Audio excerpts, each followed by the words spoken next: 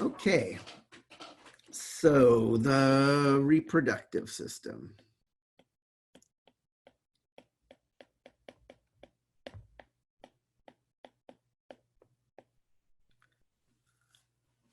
So, what is the point of it? We always talk about the functions of our different systems as we introduce them. What's the function of the reproductive system? To reproduce. So it's reproduce, but it's not just reproduce, because there are other ways. There's much simpler ways. If I was a sea anemone or a hydra or something, I would just kind of start cloning off a little identical bud of myself near my feet. And then when it got big enough, it would kind of break off and become a little free living organism. We have this system that is really inefficient. Like most sperm, most eggs never become new human beings.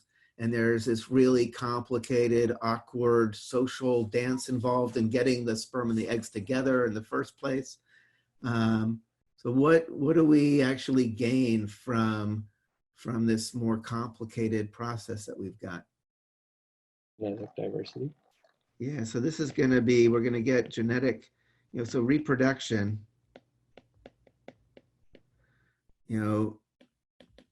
with genetic diversity.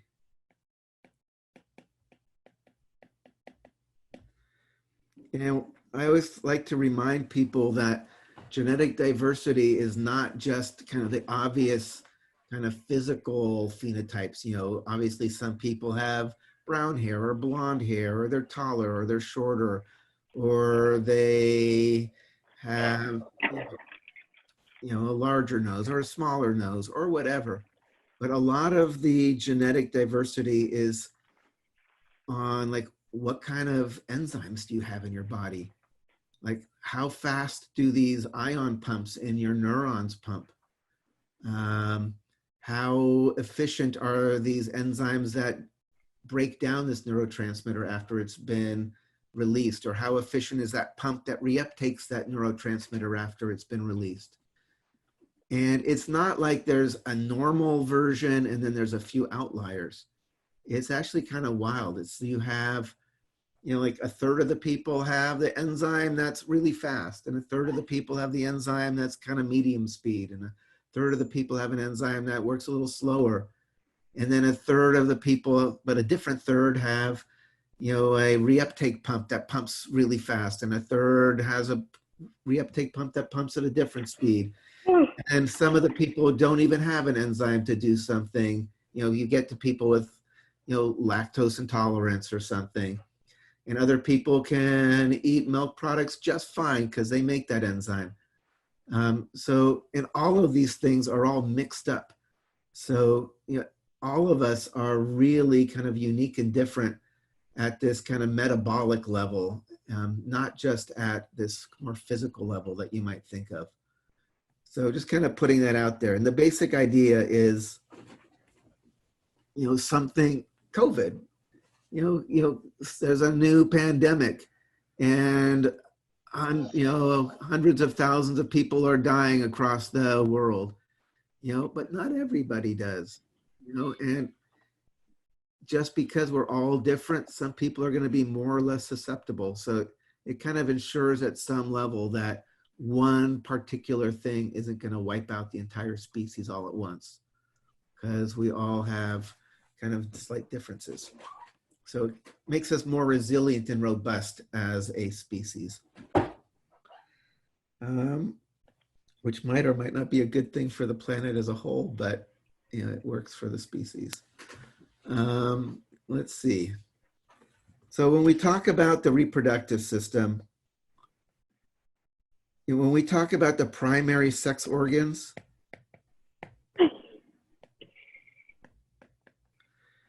we're basically, I'm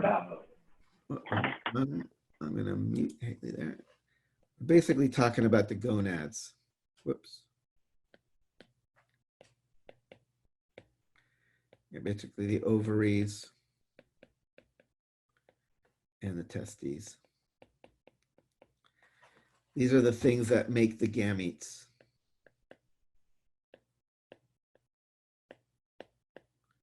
make the sperm and the eggs.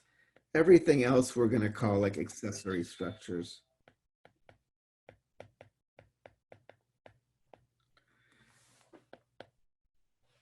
You know, all of the tubings and pipes and stuff to help the gametes get together.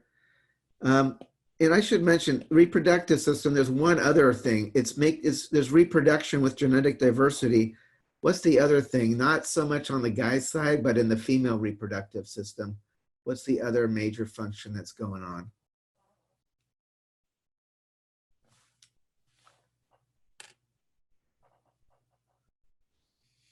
It's not just kind of like development. Yeah, it's exactly kind of development and nurturing of.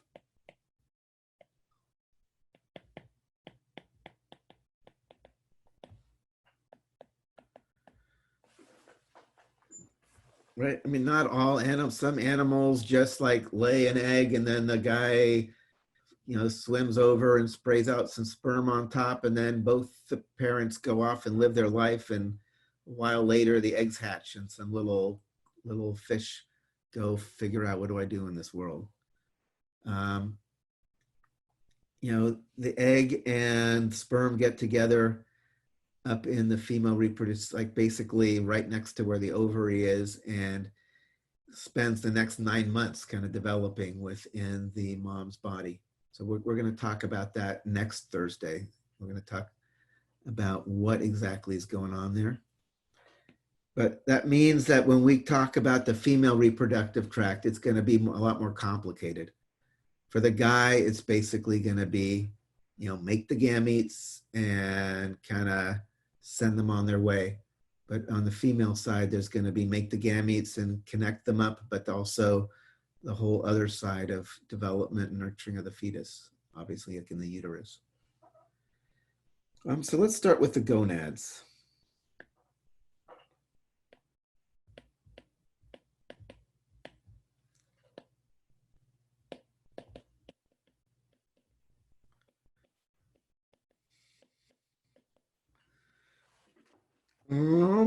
What kind of cell division happens in the testes and the ovaries?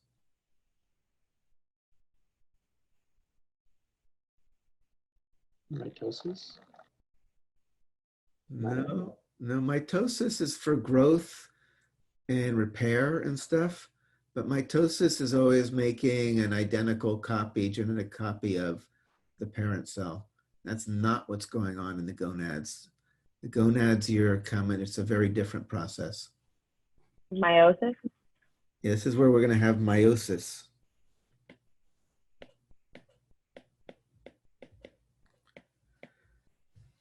And these are the only places in the body where you have meiosis happening.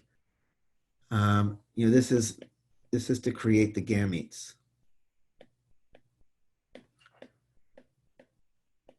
Gametes also called, sometimes are called sex cells. Maybe I should review briefly meiosis, just in case it's not at the top of your head anymore. If we think about meiosis versus mitosis.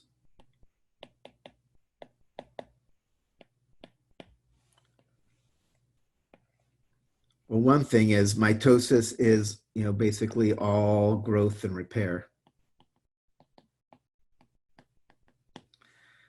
This is specifically for creating the gametes. And also mitosis is basically all the cell division except for this meiosis, which is occurring in the gonads. Meiosis is only happening in the gonads. You know, both start with a cell. You know, mitosis, in the cell, we say is 2N.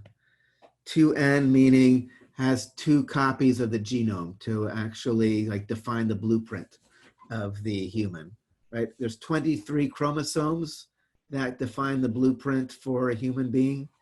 And when you are conceived, you get 1 copy from your mom, 1 copy from your dad.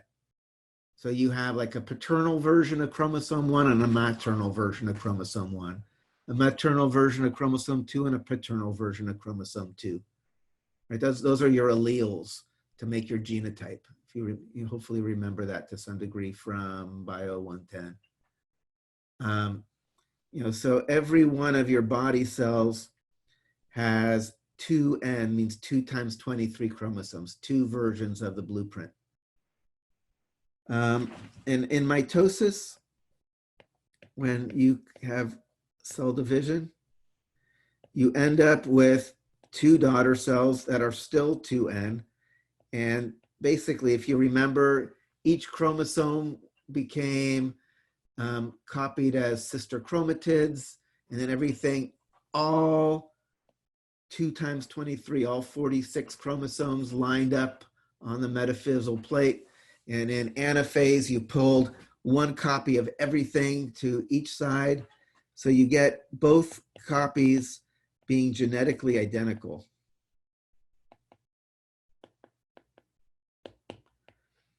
So there's still 2N because we just made a copy of everything that was inside. And then they're genetically identical because we pull 1 of each copy to each of the 2 daughter cells. So we end up with 2 things that are basically a carbon copy of the original cell we started with. So that's mitosis. Meiosis is going to be super different. Again, I know you've done this. I know you've worked with pipe cleaners and all that, so this shouldn't be totally new. How is meiosis different from mitosis?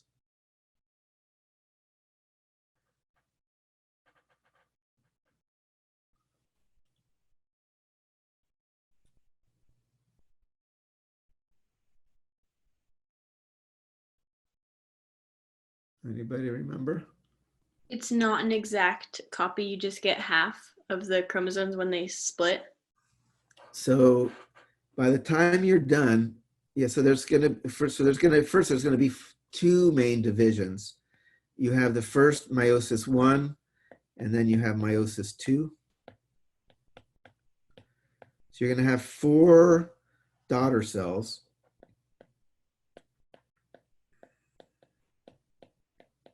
By the time you're at the end, each of them is only 1N, so they are now haploid. So there are 4 haploid daughter cells.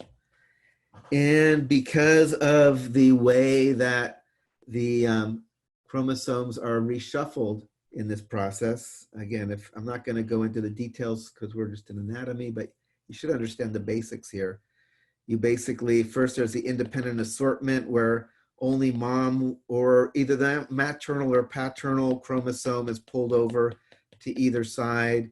And there's also this crossing over during prophase where different chromosomes on the maternal and paternal versions are actually swapping parts and pieces.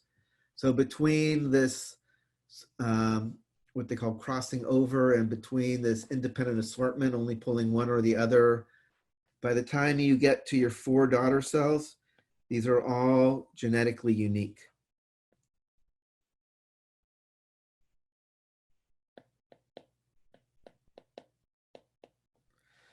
So we end up with 4 genetically unique haploid daughter cells. Very different from 2 genetically identical that are still diploid. We're going to follow this in the testes and in the ovaries. These different cells at the different levels have different names. The little stem cells that are going to commit into becoming sperm are going to be the spermatogonia. The cells that are going to commit into becoming the eggs are going to be the oogonia. Although we're going to see it's pretty different in the women and in the guys. Like the spermatogonia are just going your whole life and you're making new sperm, until the day you die. Whereas the oogonia only are active while you're still a fetus. As soon as you're born, they're already done and all of your eggs are already committed into meiosis. So when you ovulate an egg, it actually started meiosis when you were still in your mama's womb, which is kind of trippy to think about. Whereas when a guy spooges out a sperm, it probably got made sometime in the last few months in his testes. So we'll talk more about this as we go on. Let's talk a bit more about the actual gametes themselves. We're going to come back to them, but I might as well just introduce them, the sperm and the egg.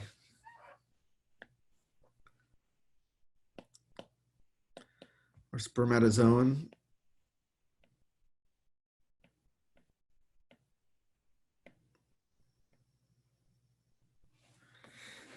So things to pay attention to about the sperm.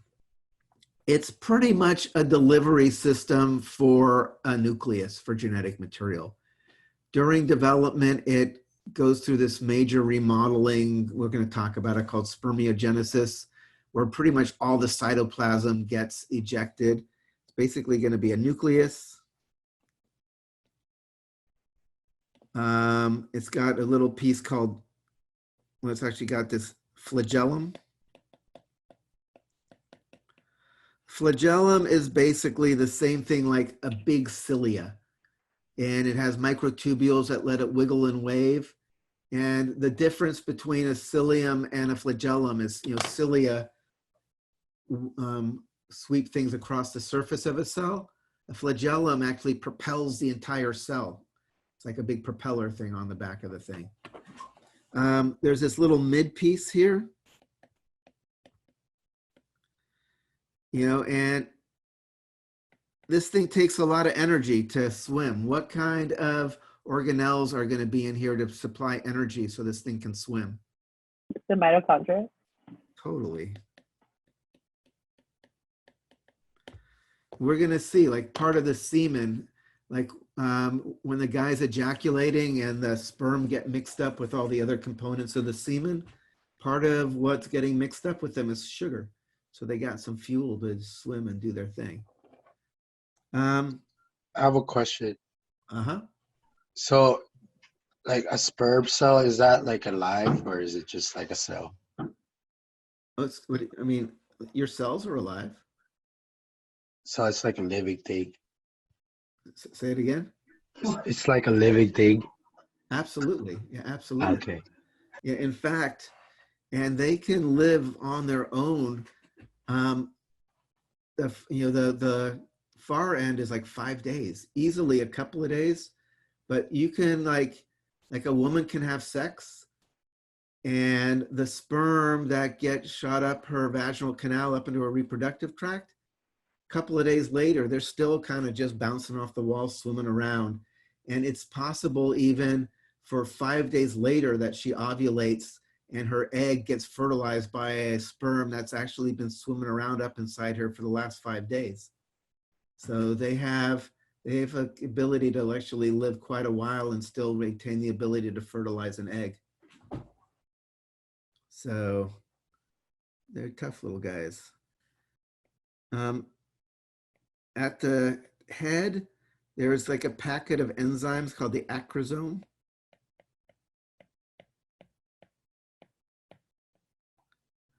And we'll talk about the acrosome in just a second. This is basically going to be enzymes to allow it to penetrate to the egg.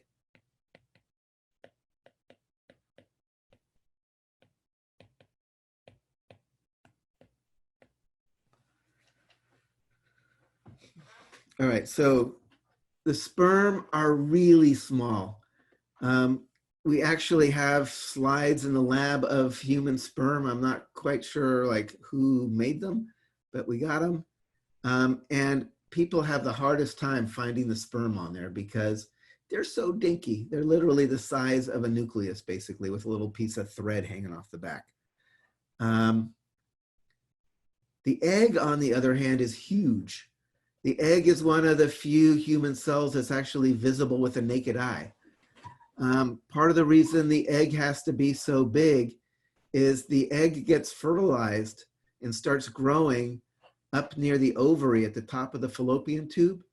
And it spends about the first week just drifting through the fallopian tube, making it to the uterus and kind of implanting in the uterus. Once it implants in the uterus, it starts getting nutrients from the mom.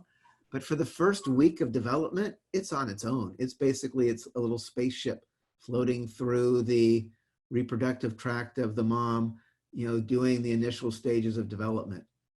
So it's got to have enough nutrients and everything it needs to live the first week completely independent, just kind of floating through space without having any external supply of nutrients or anything. So the egg is going to be huge. Ovum. And this is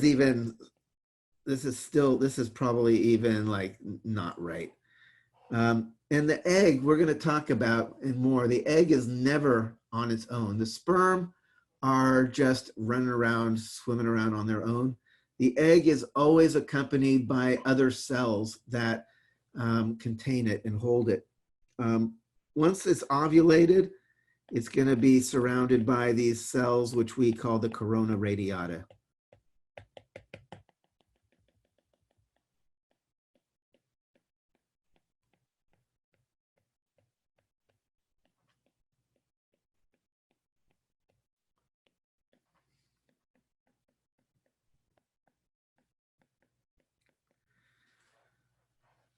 We're going to see where the corona radiata actually comes from when we do the female reproductive system on Tuesday. But basically, during the development in the ovary, the egg is surrounded by these little cells. And once it's ovulated and starts going down the fallopian tube, it's got this wall of cells. And our little sperm here comes up and it's like, oh, I want to get to the egg, but there's a wall of cells. So that's the job of the acrosome.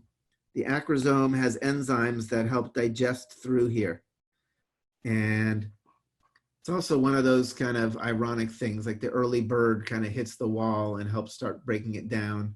And probably some other little dude comes up behind that ends up being the one that fertilizes.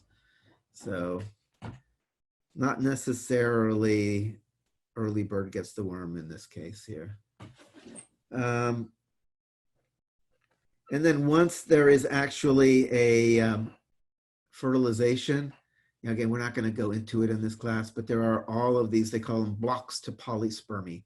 As soon as one sperm actually penetrates, it starts this whole process where this membrane starts swelling up, and every other sperm that was kind of, because there's tons of them all trying to get in, and they all get pushed back by this kind of swelling membrane that starts getting created after.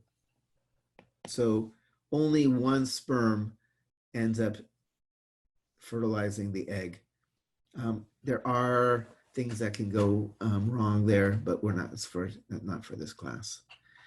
So we're going to talk way more about the ovum and the cells, including the corona radiata and all that on next Tuesday. For today, we're going to talk more about the sperm, and we're going to talk about where the sperm are created. We're going to talk about how the sperm make their journey to meet the egg and all that. So let's do that.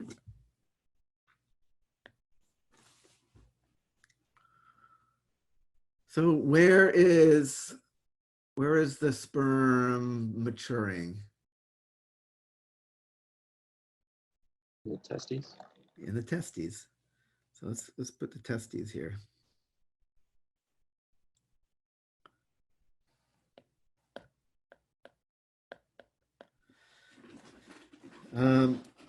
The testes have it's like pretty much everything, a dense connective tissue, outer part. They call the tunica albuginea.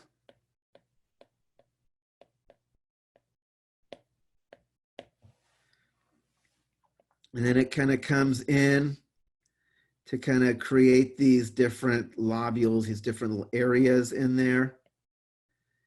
And inside there, you have these little tubules, which we're going to look at in more detail later. But for right now, let's just say there are these seminiferous tubules, like 2 to 4 little seminiferous tubules in each of these little lobules here. And these are where the actual sperm production is happening.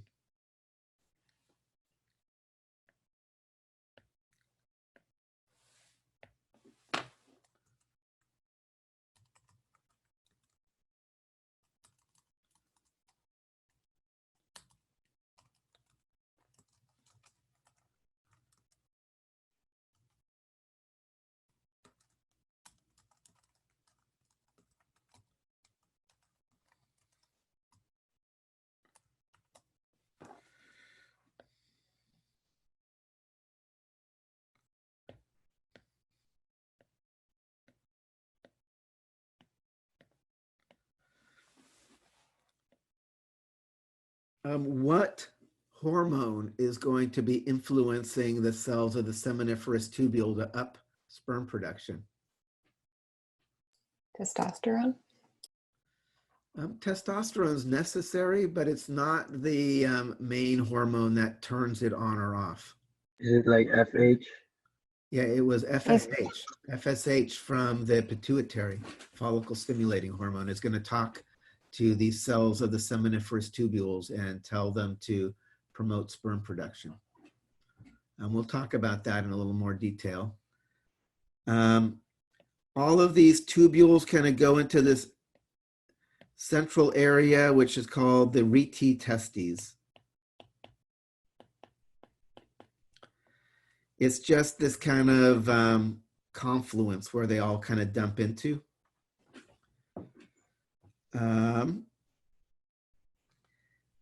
The other thing that's in the soft tissue between the seminiferous tubules are the interstitial cells of Leydig, which you need to know.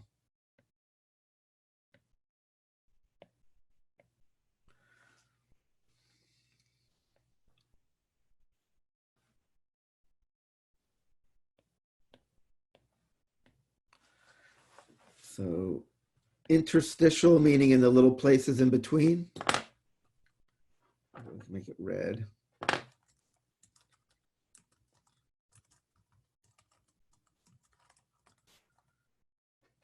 You know, these are the things, these make testosterone. You know, so when you think about what are the main functions of the testes, they're making sperm in the seminiferous tubules, and they're making testosterone in the interstitial cells of Leydig. What is the hormone that stimulates the interstitial cells to make testosterone? LH. Exactly, LH. LH, which is sometimes called ICSH, interstitial cell stimulating hormone. So here's the beginning. Here's our testis here. The next place that this goes is into another set of tubes, which is sitting kind of right on top of the testis. This is called the epididymis.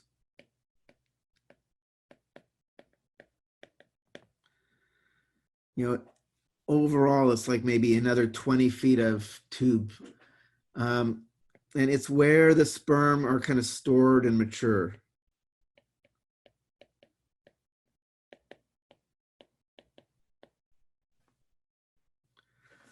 I should mention that the sperm, when they're getting created, they're in this state of suspended animation, right? You don't want to have these sperm like raring to go and just sitting with nowhere to go and bouncing off the walls and wasting energy.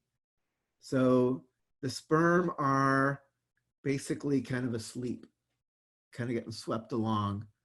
And during ejaculation, part of the stuff they get mixed up with and as part of the semen is stuff that wakes them up.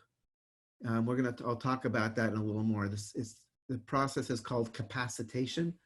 It's like once the sperm gets like ejaculated, it can't actually instantly fertilize an egg. It takes somewhere between 2 to 8 hours before it's fully back online and able to fertilize an egg. So the sperm that are getting created and stored here are in this kind of suspended animation. So the testes is kind of one of these fascinating things. Obviously, I'm sure it's no surprise to anybody in the class that the testes are actually not inside your body cavity. They're hanging in this little like fleshy bag inside the thigh, the scrotum. Why put something so critical to the continuation of the species in such a vulnerable place hanging out there? To keep it cool. Yeah, so normal sperm production has to be a few degrees lower than body temperature to go well. So the testes are actually outside of the body cavity, But during development, they start inside, like the ovaries.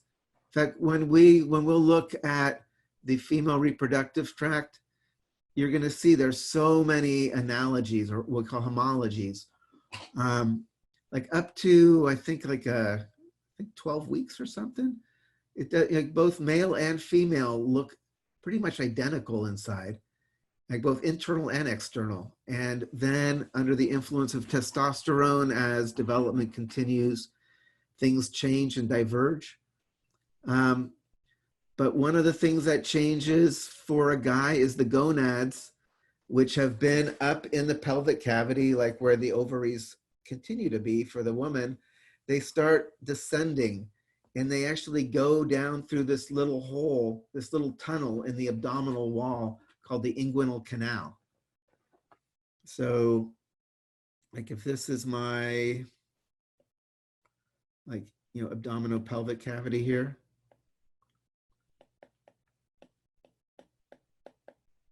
Whoops.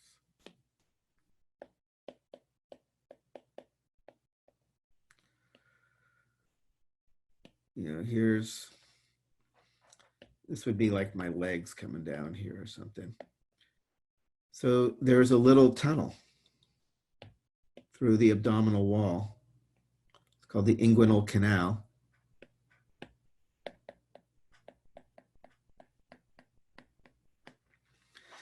And it lets you go from being outside the abdominopelvic cavity, tunnel through the abdominal wall, and now you're inside the abdominopelvic cavity.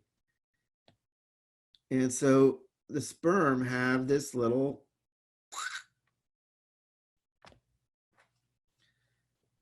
what do we call the tube that allows the sperm, because eventually it's got to, here's your bladder, here's the urethra, it's going to have to get into the penis, right?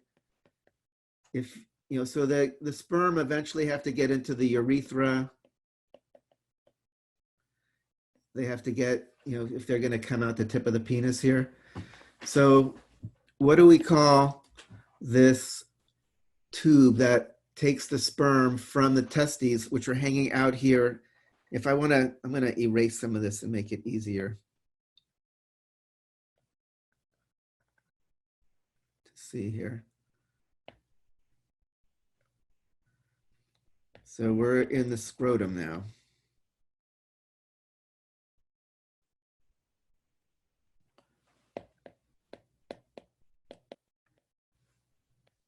Usually, typically, if you put like little pubic hairs, everybody knows what you're doing here. So here we have the testes hanging in this little skin bag, the scrotal sac, kind of on the inside of your thigh here, and making the sperm. What again is the name of this tube taking the sperm up into the urethra inside the abdominopelvic cavity here? The vas deferens. It's the vas deferens, also known as the ductus deferens.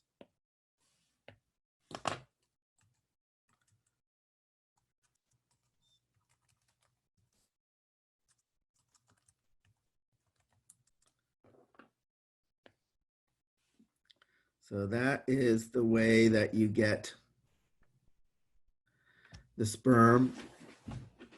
And there's a whole, like during this descent from again, they start up in this cavity here, again, like the ovaries, but then they go and they drop down through this inguinal canal, and they pull along, in addition to this ductus deferens, they bring in, the testicular artery.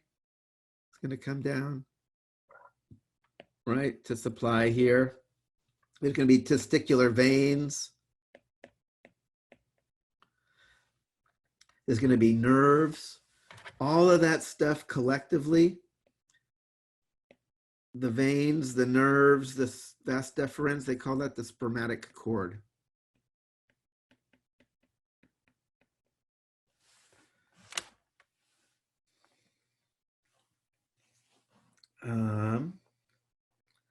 So some more things while we're still down here.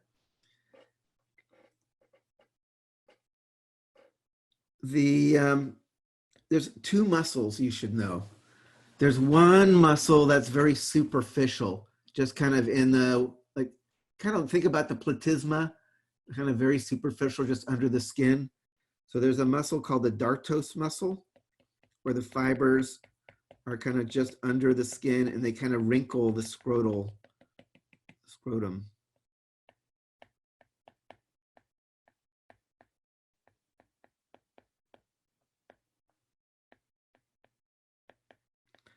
So the scrotum can be kind of smooth and loose, kind of a loose skin bag, or it can be kind of more like where the walls are kind of crinkled, less surface area. It's basically all about temperature control, right? If you want to radiate out more heat, you relax this and increase the surface area. If you want to have less surface area, you can crinkle things up. Another muscle, as the testes descend through the abdominal wall, they actually pull some fibers of the internal oblique. So the other muscle is much more intense than this. This one actually anchors all the way up to the abdominal wall, and it's called the cremaster muscle.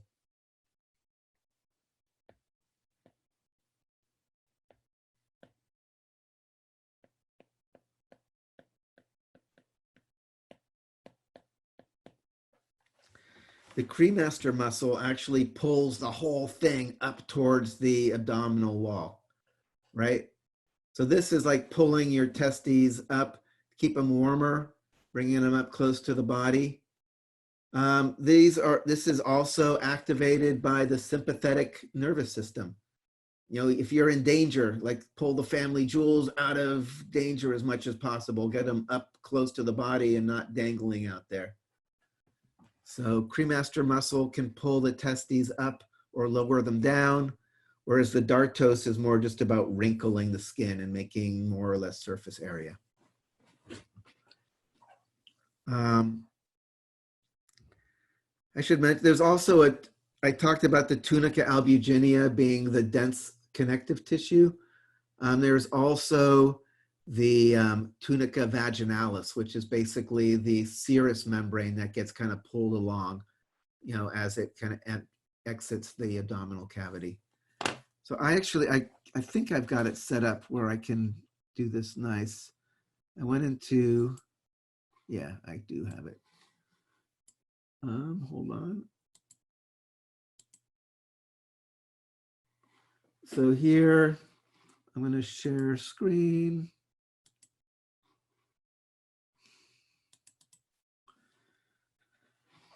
So here, this is basically showing the cremaster muscle. So I kind of pulled away enough stuff here. So there's just the testes hanging in their little sac here. And you can see there is this muscle that goes all the way up to the abdominal wall. So this is the cremaster muscle. This is the thing that can pull the testes up towards the abdominal wall or lower them down. You know, if we start getting rid of,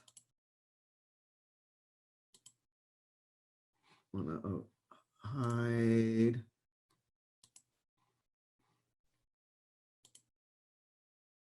You know, so I got rid of the tunica vaginalis, which is basically the serous membrane that was covering everything. And now inside here, this is the testis, and this is supposed to be the epididymis sitting on top. So the epididymis is a separate cluster of tubes that's also in the scrotal sac. So testis and epididymis, and then from there you can see this is the vas deferens here. Back! I didn't mean to do that. Let me undo that. So the vas deferens, that is going to go, in fact, I think I have another tab for this. Yeah. So here you can see there's the bladder. What is this? This median umbilical ligament is, it's also called the urethra. I forget what it's called. But it's actually the remnant of like the allantois. We'll talk about that later. So I'm going to go over to the back here. And we need to get rid of the skeleton here. And here we can see the vas deferens is entering down into this area here that we're going to look at in more detail. The vas deferens comes up. It's going to join in with the secretions from the seminal vesicles and the prostate gland, which are also going to be mixing in to make the semen. So we will look at that. But for right now, this is the vas deferens heading up. And if we go back over to this one,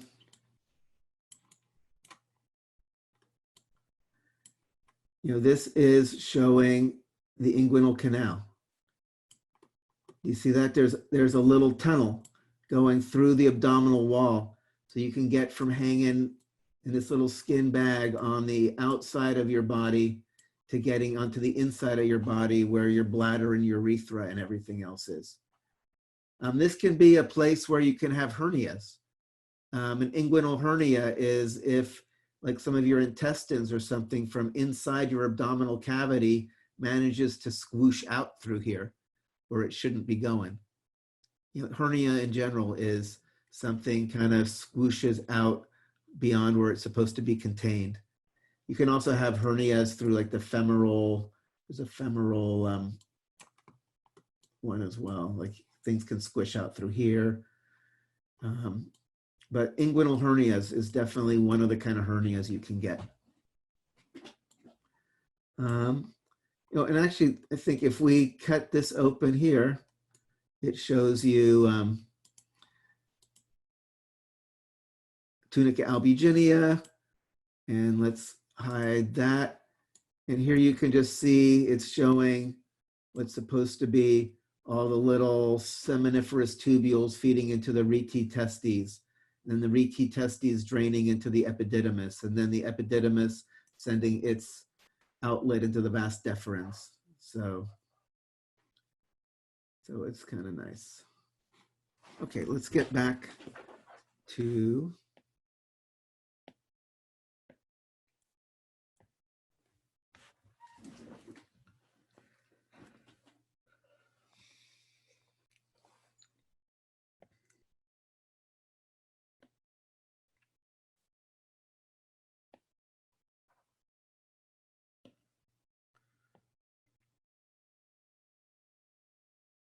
so there's the penis.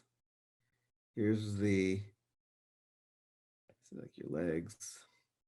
And this is, I always find this is the scrotum here. Obviously one on the other side. There's the testes. And then up in here, we're gonna have the bladder.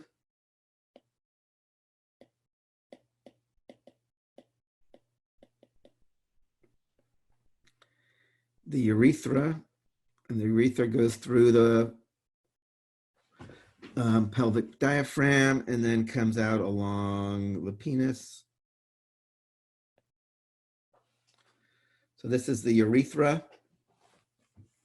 We're going to have the vas deferens.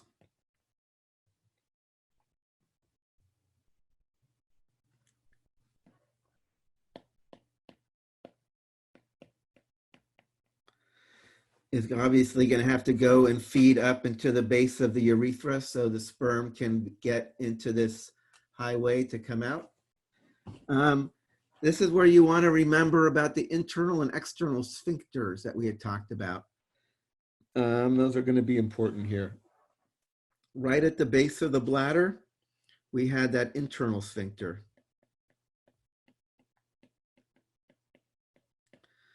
That was the one that was, typically smooth muscle and involuntary. Below, actually basically the muscles of the pelvic floor are going to create the external sphincter.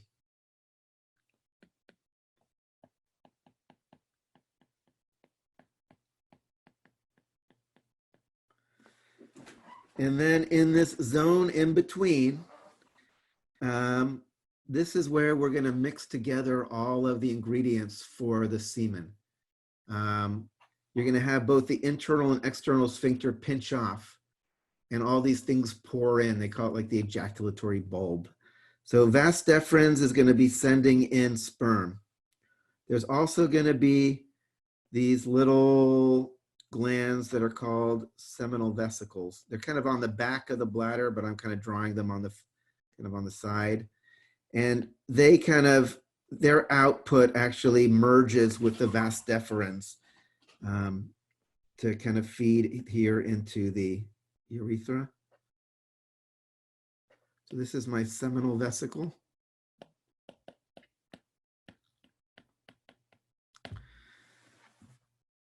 And then the other gland that's going to be mixing in to create the semen is going to be the prostate gland.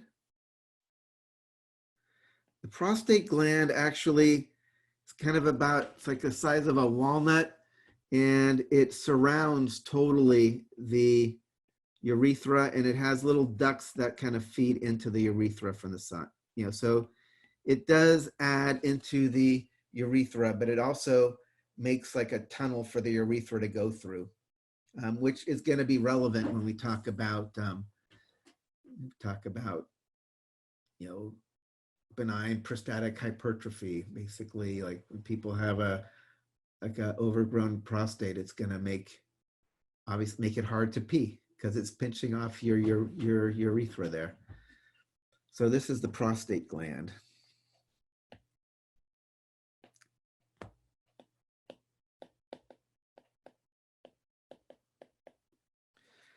And so when we think about, semen, that kind of white goopy stuff that the guy ejaculates, there are three main parts to it. Coming in from the vas deferens, maybe 10% of the volume of the semen is basically going to be the sperm, and whatever other fluids they came in on.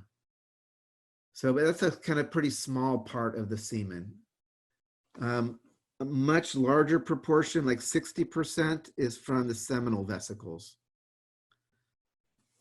And that's seminal fluid has a variety of things. It has fructose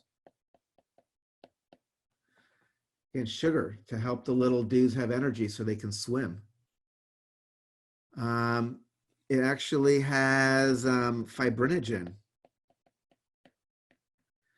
I don't know if you remember, that's what was used in blood clotting. It turns out that this ejaculate, the semen, just the way blood clot kind of becomes, this kind of clot, you have the semen kind of gels. So after the guy's ejaculated, it actually kind of gels, so it doesn't just kind of run, pour right back out after it's been ejaculated up into the female reproductive tract. And more. There's like prostaglandins in there that actually help kind of cause contractions in the female reproductive tract to throw the little sperm up and stuff, etc. Prostate gland. This is maybe 30% of the semen. And this will, this has stuff, capacitates the sperm.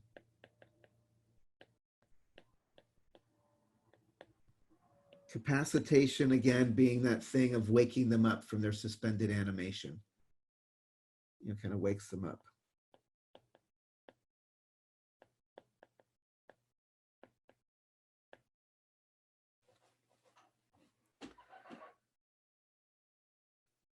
And there's, when people think about ejaculation, there's one they call the emission phase.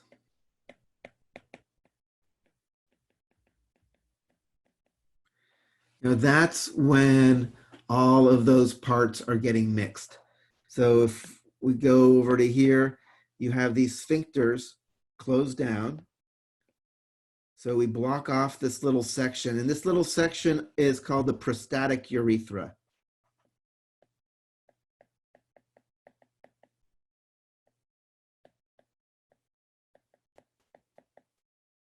This part of the urethra that's in between the sphincters, it has the prostate gland surrounding it. So the two sphincters close this off. This emission phase is where the seminal vesicles are dumping in. The vas deferens are having little peristaltic waves sending all the sperm up into here. The prostate gland is secreting and dumping its fluid into here. This is when the guy knows he's gonna come. He can't not come. It's like, but nothing has like squirted out the tip of his penis yet. It's just all kind of mixing up together and building up pressure in there. You know, the next part is called the expulsion phase. You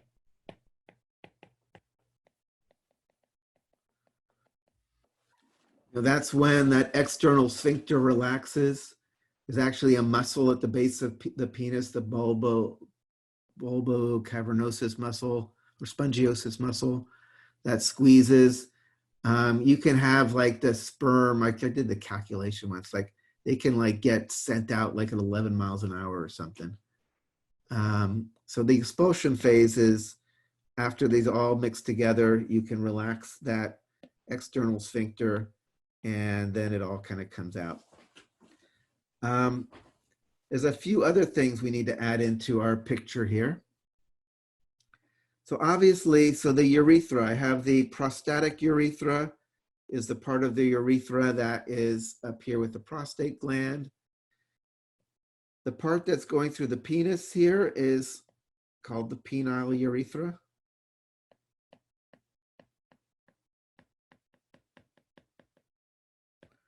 It can also be called the spongy urethra because, as we're going to see, we're going through spongy tissue there. The little part that is right through the actual wall of the, like the pelvic diaphragm, through all the muscles of the floor of your pelvic cavity, that little area is actually called the membranous urethra.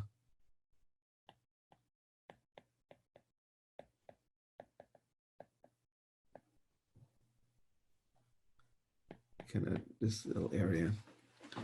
But obviously the urethra is used for not just reproduction. The urethra is used for peeing, and it's probably got urine in there. So there's another gland that helps kind of clear things out before you actually go through this whole process. And these are called the Cowper's glands. So I'm going to erase a little stuff here so I can add them in. So kind of coming in at the base of the urethra here.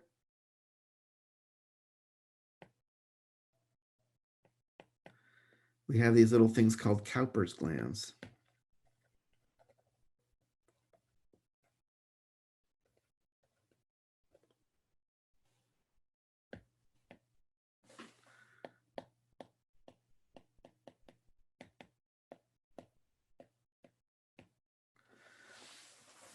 These aren't part of the semen. Instead, these are this kind of alkaline mucus stuff that comes in. So this is kind of a clear mucus. You know, this is what people call pre-cum. Like when the guy is getting excited, there's this kind of slippery, clear drop that shows up at the tip of the penis. That's these Cowper glands kind of sending out this mucus, kind of clearing out the urethra.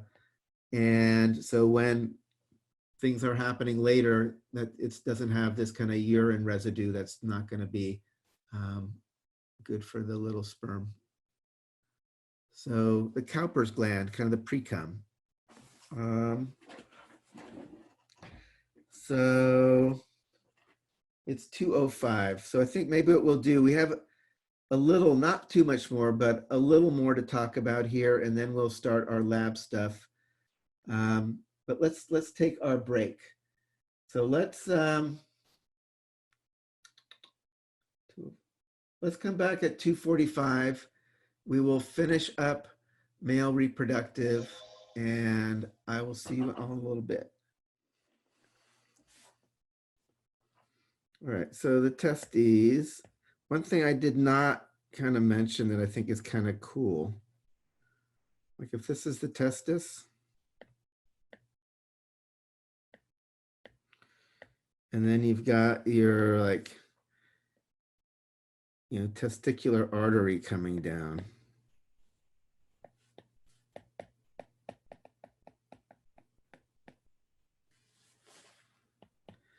Then you have the testicular veins coming back up.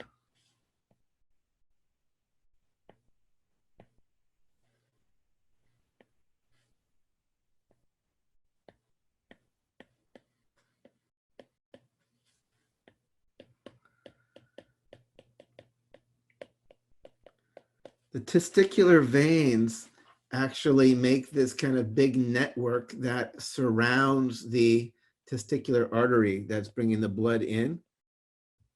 And it creates what is called the pampiniform plexus.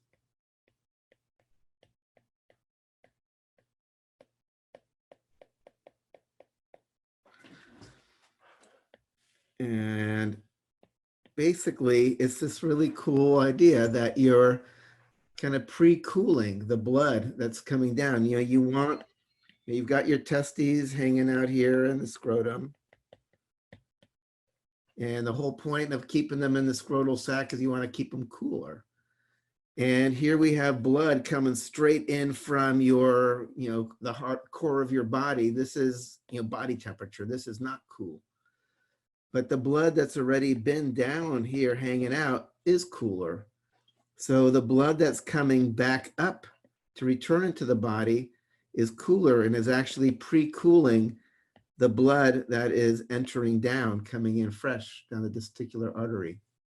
So this pampiniform plexus is a way to kind of pre-cool the blood as it goes down into the testes. So I think that's kind of cool.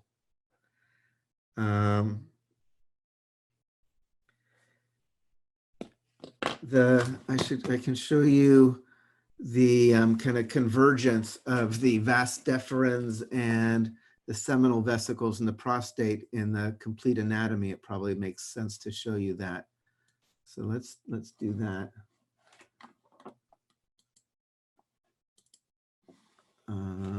Share screen. Yes. So here we're back. Again, we talked about, here's the vas, that's not the vas deferens. There's the vas deferens. I kind of, you goofy goof. Let me zoom in, I'll get it. There's the vas deferens highlighted in green, leaving from the testes, coming up. Again, I've erased all of the muscles so we don't get confused by the muscles, but it's coming up through the inguinal canal, up into the pelvic cavity here. And now we're gonna look on the back of the pelvis here. Oh, let's get rid of his coccyx.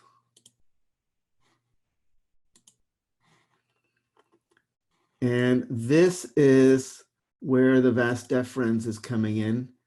Again, vas deferens or ductus deferens, I said it's the same name. And it kind of swells. Again, they call it the ampulla of the ductus deferens. Whenever you see ampulla of anything, it just means this area that's swelling a bit.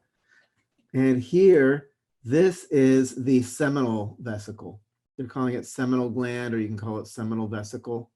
Here it says seminal gland, AKA seminal vesicle. And I drew it on one side, but obviously it's, there's bilateral symmetry. So here we have sperm coming in the vas deferens. We have that 60% of the semen, the sugar, and the other stuff coming in through the seminal vesicle. And then this big walnutty thing here is the prostate gland. And I'm going to cut half of it off. You can kind of get a sense. Let me cut more of the bone away here now as well to kind of be able to see better.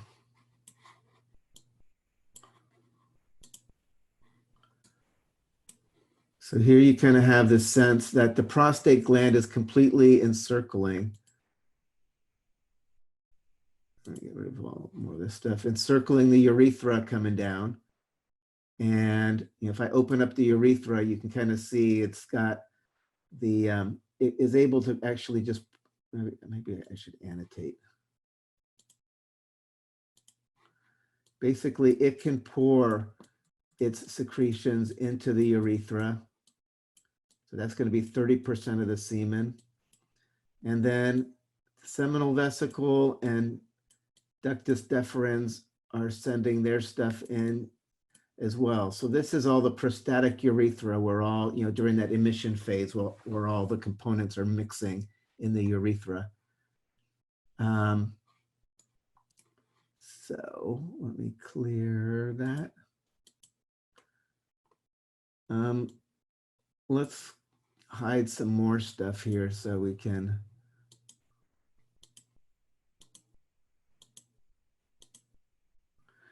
Here you can see the continuation. The membranous urethra is just the part of the urethra that's kind of going through the pelvic floor with the muscles around it.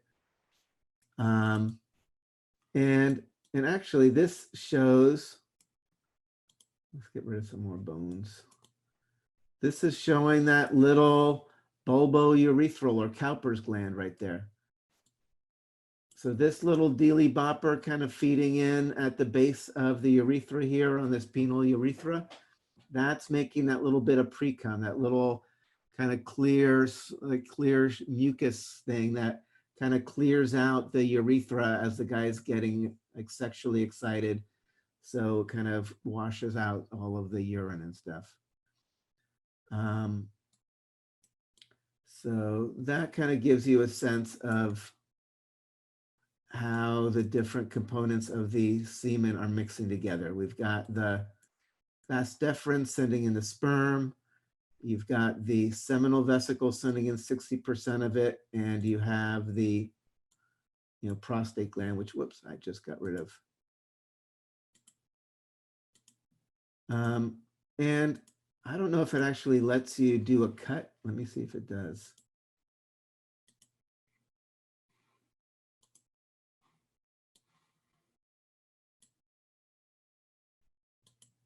It does. All right. So now I want to get rid of the cut tool. I'm going to actually get rid of the bladder here. I need to get rid of my tools here. Let's hide.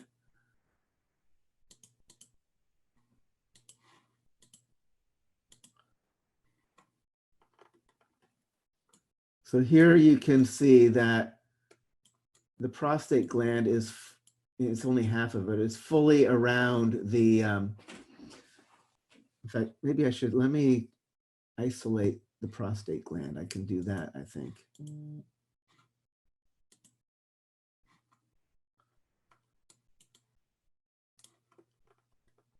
I should have had the whole thing, but it's got that little hole in it. That's where the urethra is going through. So when it's pretty common in a guy, I wonder if I have.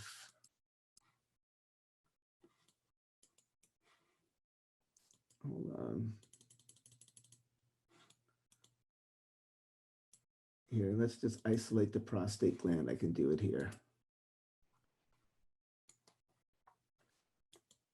Oh, it's still in half, dagnabbit. So you can get a sense though, why when the prostate gland is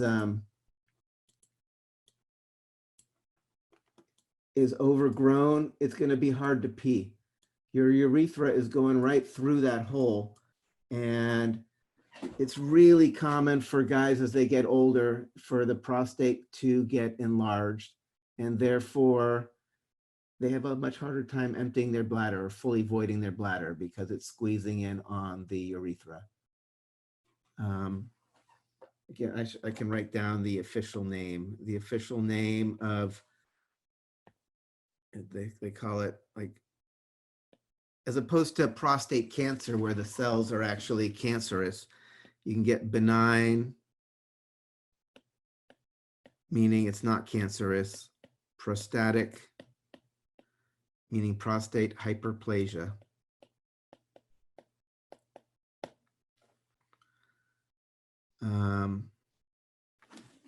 So it's, yeah, it's a very common thing as guys get older. And we'll talk about, but one of the ways you can actually, part of the way of assessing that in a clinical setting, you can actually, in fact, I wonder if I can do that here. Let me just make a new tab. If we add in the, I'm going to add in the urogenital, and I'm going to add in the digestive system. And then I'm going to actually get rid of the bones.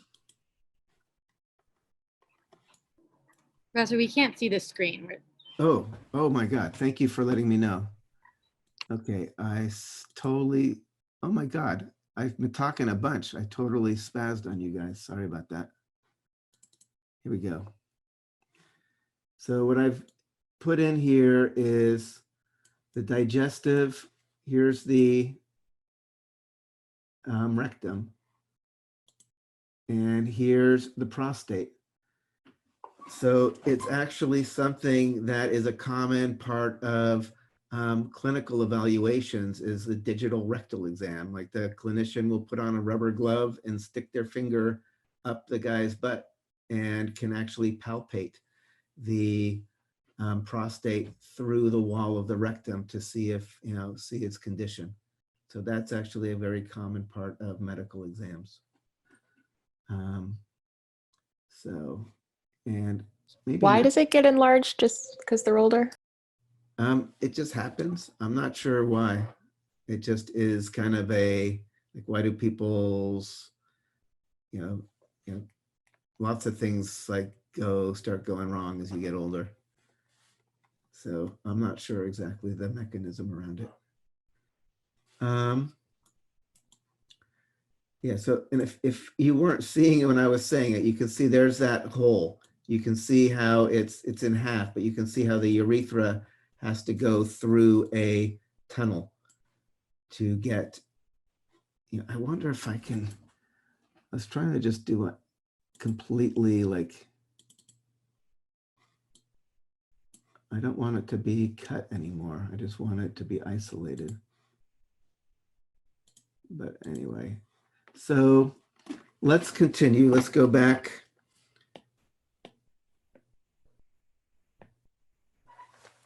The other thing we should talk about is testes, kind of more microscopic.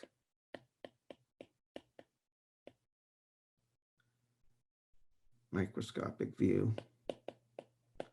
So I talked about how you have the testes and it's all full of those little seminiferous tubules.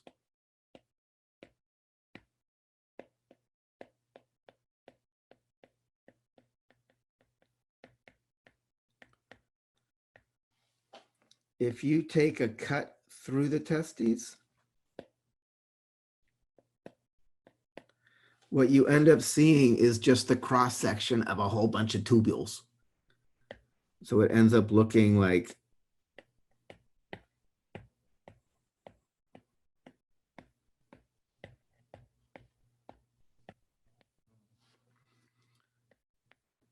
this is kind of what it looks like. These are the seminiferous tubules now, kind of in cross section. The seminiferous tubules are made out of these cells that are called Sertoli cells. They can also be called nurse cells because they're kind of nursing along the development of the sperm. It's kind of a cute name for them.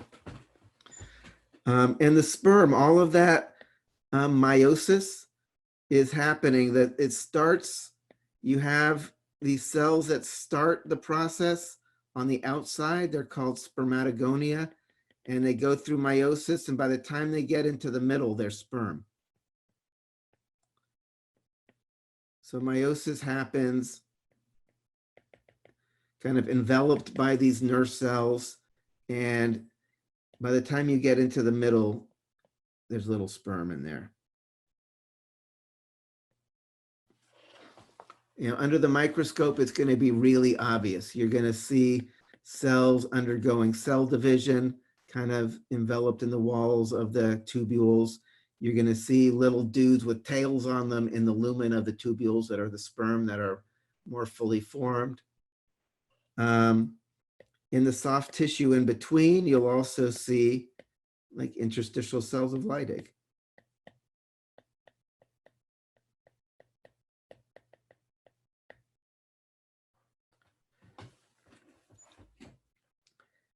You know, if you are near the wall, that tunica albuginea is just dense connective tissue. So if you're near the wall, you'll see dense connective tissue.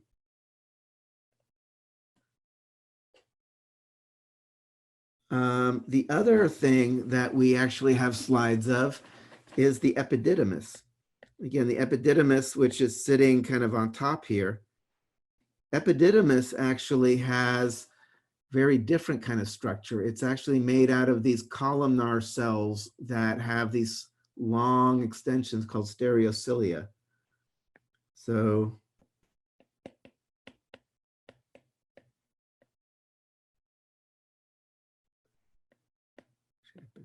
like that.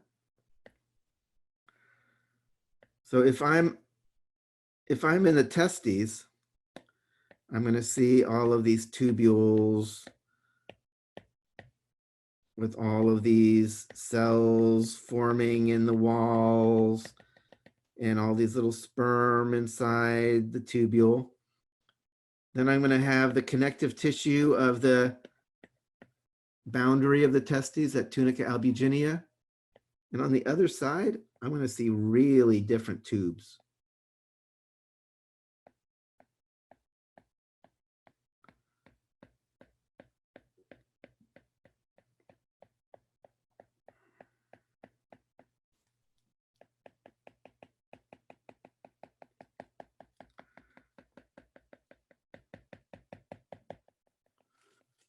Epididymis, simple columnar epithelium. And this is like one of the very few places that I know where we actually see stereocilia. If you remember, stereocilia are the ones that do not move. They just increase surface area. They're just like, they look like cilia, but they're not. They don't move. But we have some slides where you can actually see like, oh, there's a connective tissue wall. And on one side, you've got these tubes making sperm. And on the other side, we have these larger tubes made out of simple columnar epithelium. And there's still sperm in there, because remember I said sperm is getting stored and matured in there. But it's just super different looking. Again, I'll show you examples of this in a few moments. So epididymis. It's probably worth speaking really briefly about spermatogenesis.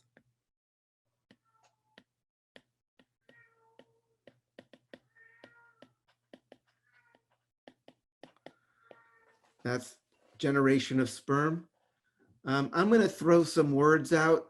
You're not responsible for them. They're not going to be on your test, but I think it's worth mentioning. So the stem cell, the cell that starts the whole process is the spermatogonia.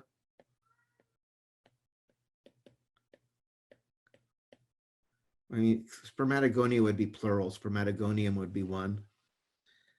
And then obviously it's gonna have to divide. The first step, this is kind of cool. The first step is meiosis. Not meiosis, mitosis. So it does a division where it has one daughter cell that replaces it. So it's ready to go for another round. And the other daughter cell is the one that is going to commit into meiosis. This is going to be my primary spermatocyte.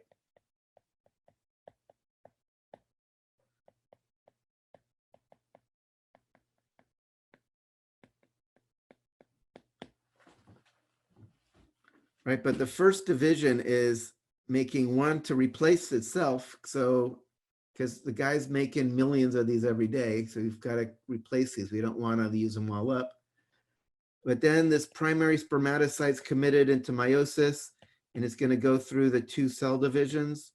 First, we're going to get secondary spermatocytes. That's going to divide again. These are called spermatids. So this whole process that I've been saying here, this is all called spermatogenesis. The last step is actually this radical remodeling of the spermatids. The spermatids still look kind of like cells. And we saw that a sperm has almost no cytoplasm, has a flagellum. So these then are radically remodeled. Maybe I'll even make them a different color. That process of remodeling is called spermiogenesis.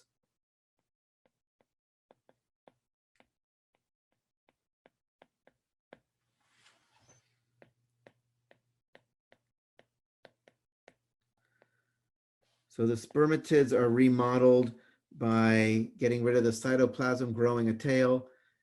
So spermatogenesis is the more just meiosis involved in making the gametes. Spermiogenesis is this remodeling.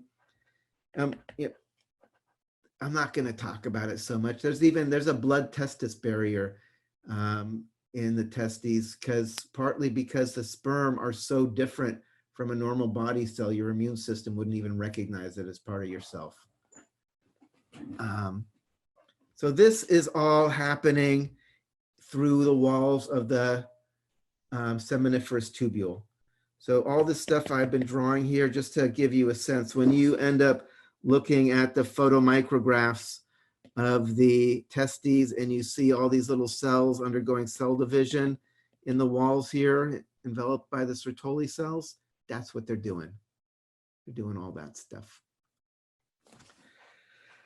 Okay, so the last part, we've made the sperm, we've mixed them with all the goopy stuff to become the semen, but now we have to deliver them up into the female reproductive tract, which is going to be the job of the penis. And the penis obviously is going to can't just do it like flopping around. So we're going to talk about the way the penis gets erect and all that to do its job there. So let's go back. Here's like a penis.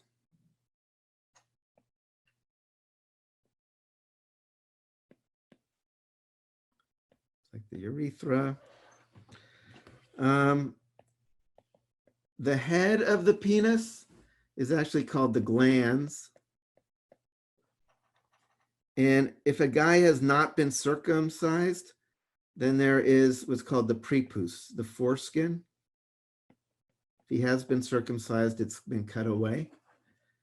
This is prepuce equals foreskin. Glans actually means acorn. So if you kind of look, it looks kind of like an acorn with an acorn cap on it. Corona is kind of the very edge of that, of the glans there. There's the shaft of the penis.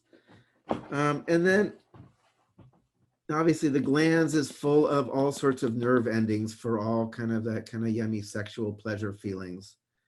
When we get to the female side, there is all these homologies. The glans penis, or what becomes the glans penis in the guy is the glans clitoris in the woman. And it's the same basic idea. And also there's a prepuce on the clitoris. The difference is the clitoris is purely about kind of sexual, kind of pleasurable sensations, whereas in the guy, it's part of this larger structure known as, the penis. Basically during development, what become the labia minora in the woman fold around the urethra to become the shaft of the penis in the guy. So what we're going to see, the labia majora end up becoming, the skin that expands out as the testes descend to become the scrotal sac.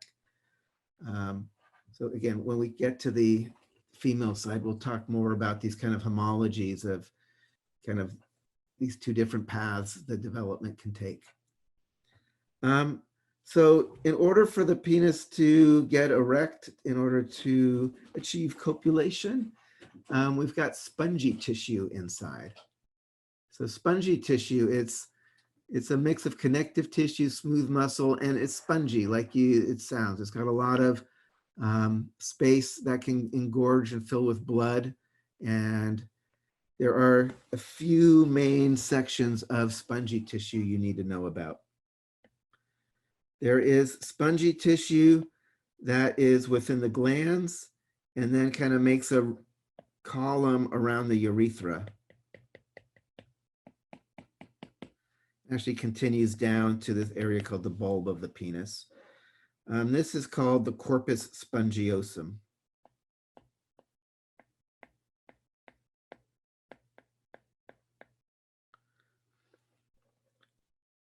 There are also two basically rods of spongy tissue running on either side. Like if we do the kind of unpleasant, the Lorena Bobbitt kind of cut here, you get something that looks like this. You get, here's the urethra. You've got the corpus spongiosum around that. And then these are called the corpus cavernosas. One is corpus cavernosum, two is corpus cavernosa, and they are kind of coming on either side like that.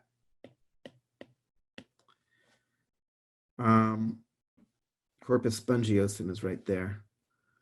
There are little arteries that come through here, so you end up getting this weird little, it looks like this weird little dude going, whoa. So this is like a cross section. And both these corpus cavernosa and the corpus spongiosum basically engorge with blood during sexual arousal. You basically block the drainage and increase the inflow, and that's how the guy gets erect. The corpus cavernosa, they have these extensions that go all the way to the pelvis. These are called the crus, means legs, of the corpus cavernosa. So as the guy gets erect, it's not just the penis kind of enlarges and gets stiff, but also kind of becomes erect with respect to the torso. Right? It's not just kind of hard but dangling there. It's kind of pointing up. So again, I can show you this on the complete anatomy. It actually shows this pretty well. I'm gonna not spaz here and actually share the screen.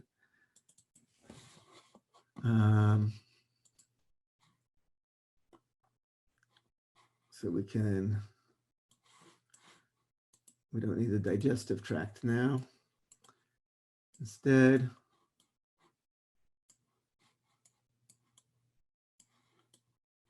why is this? There it is. What I'm going to do is start getting rid of these different structures. First, get rid of the skin. Get rid of the fascia. There's the cremaster muscle. We're going to get rid of the cremaster muscle. I'm going to get rid of the tunica vaginalis. Actually, we should get rid of the whole testes. We don't need the testes here right now.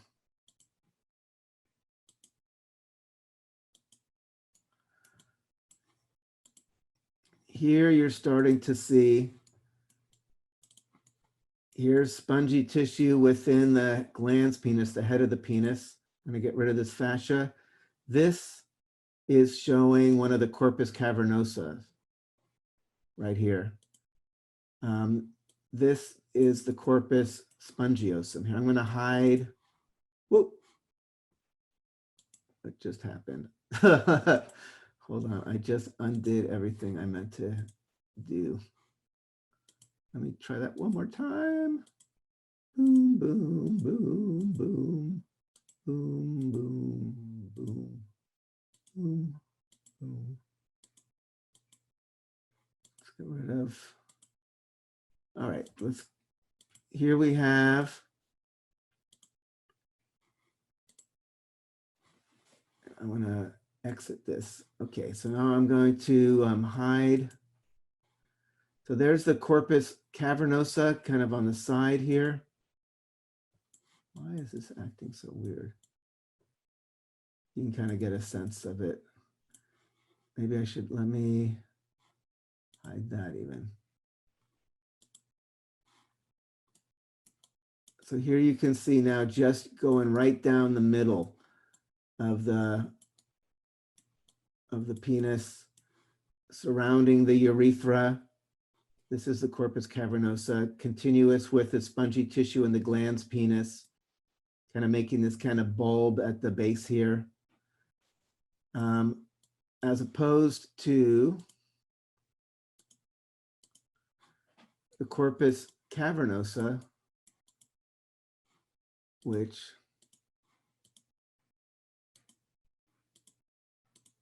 let's get rid of all this.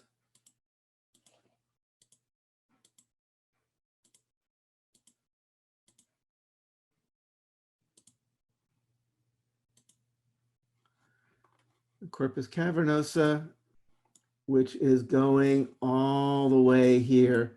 And here I am going to put the bone back in. Here you can see that the corpus cavernosa is actually anchoring onto the pelvis here. So as this spongy tissue here is engorging with blood, the penis is going to be kind of getting larger and harder, but it's also going to be becoming erect with respect to the, pelvis and the torso, because this is anchored on the, again, this is the crus. The name of it is the crus. Do they have a? All right. So anyway, that gives you an idea of the tissue there. All right. So what we're going to do now is I'll show you a couple of things. I just made a list of different microscope slides to show you, and we also have some cadaver things to show you. So maybe let's start with the microscope slides, since that's what we've just been talking about. So I'm going to share.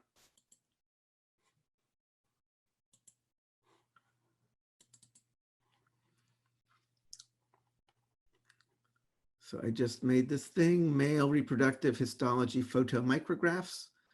These are just things that I've taken over the course of time from our slides in our lab.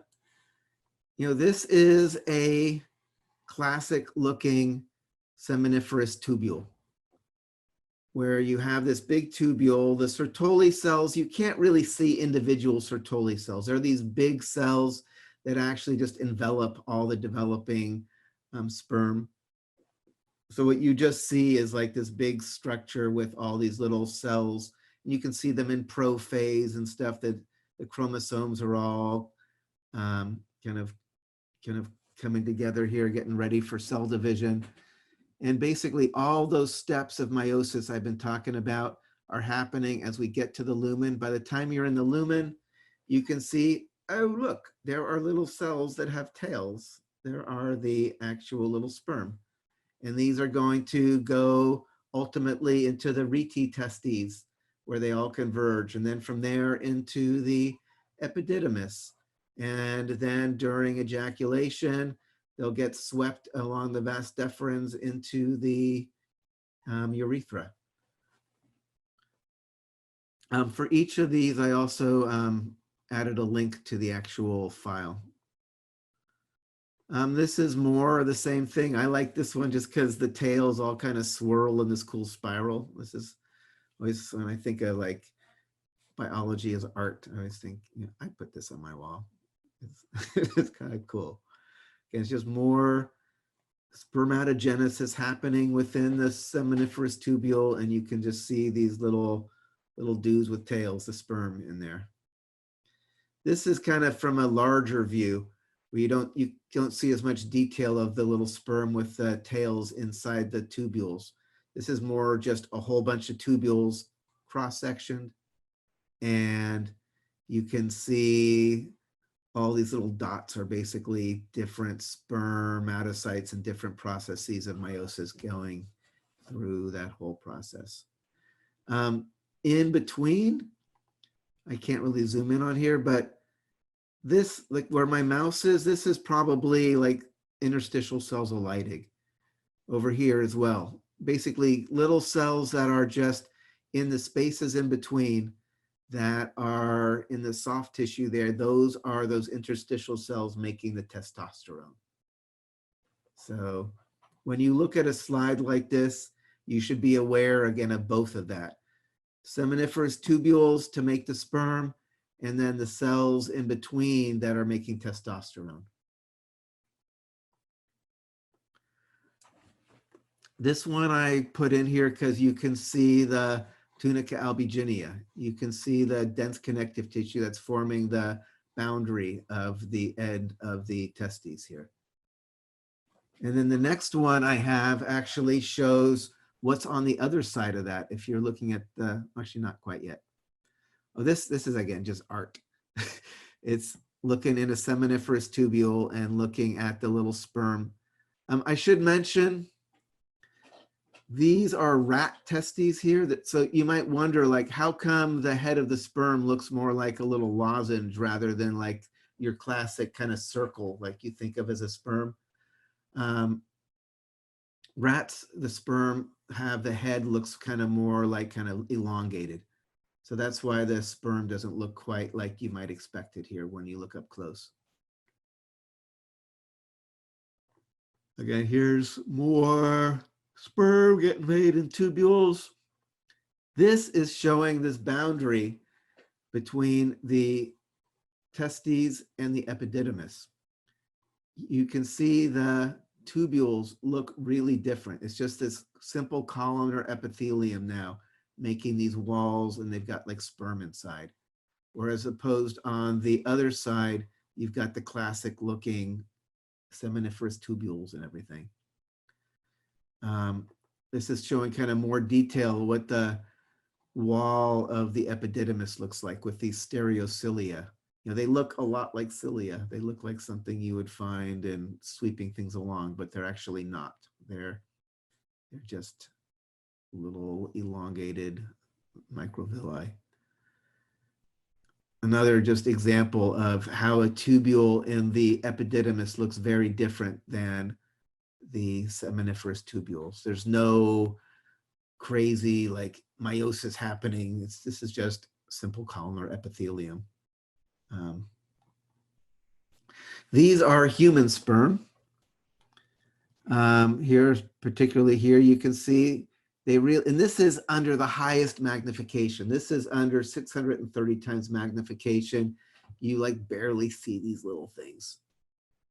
Again, here's some more. And again, the best ones really do look like, you know, if you were doodling a sperm when you were a kid or something, that you probably would have drawn something that looked like that. So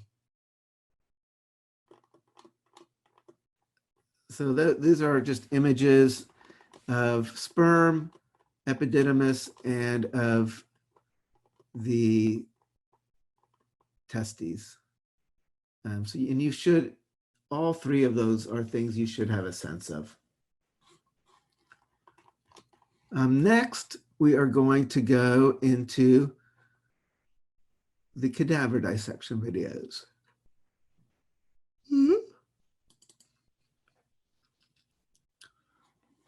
All right, so I have a few different parts. We're going to start with this one. Just kind of shows the inguinal canal, the cremaster muscle, then the spermatic cord.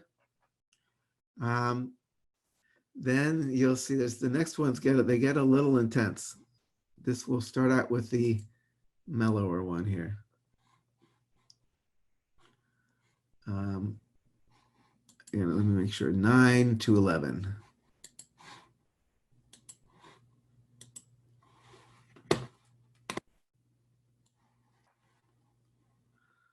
Going to 9 minutes. For the next part of dissection 6, we're going to consider descent of the testis and ovary and how they affect the layers of the anterior abdominal wall. So just as a reminder here, the most superficial layer of muscle that you see would be the external abdominal oblique. And if you follow it medially, you see the aponeurosis, that broad flat tendon continuing toward the midline, helping to form the rectus sheath over the rectus abdominis muscle. Now focus at the inferior edge of this aponeurosis, which is attached to two bony landmarks. One, the anterior superior iliac spine, or ASIS, and medially to a bump on the pubis called the pubic tubercle. And this inferior edge, again, spanning between those bony landmarks, is called the inguinal ligament. Now examine this aponeurosis carefully, and what you'll see is there's a thin spot down toward the medial inferior edge of it, and that is where there's a defect in the aponeurosis where the spermatic cord passes through. Now the spermatic cord is a structure that contains vessels, ducts, lymphatics, nerves, all that are going to serve the testis, that were dragged down along during the process of descent. And a similar process does happen in the female as well. So this defect in the external abdominal oblique aponeurosis, where the spermatic cord emerges superficially, is... So obviously the ovaries don't descend out of the body like this, but there is, we'll see when we get to the female, like the round ligament that anchors the uterus actually goes through the inguinal canal and anchors in the labia majora in the woman. So there are some homologous things going on, but obviously the ovaries stay up in the pelvic cavity for the woman. It's called the superficial inguinal ring, and it's literally an opening in the external oblique aponeurosis. Now, if we reflect this layer to examine how the descent process affects the deeper layers of the abdominal wall, the next layer, of course, that we'll encounter is the internal abdominal oblique muscle.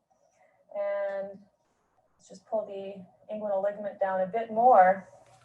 Now we've got the spermatic cord as it's traveling through the body wall in a structure called the inguinal canal. As you can see, the inferior edge of the internal oblique muscle is right about at the level where the descent is occurring. So a few of the muscle fibers from the internal oblique are dragged along and cover the surface of the spermatic cord as it continues down toward the testis. This is called the cremaster muscle.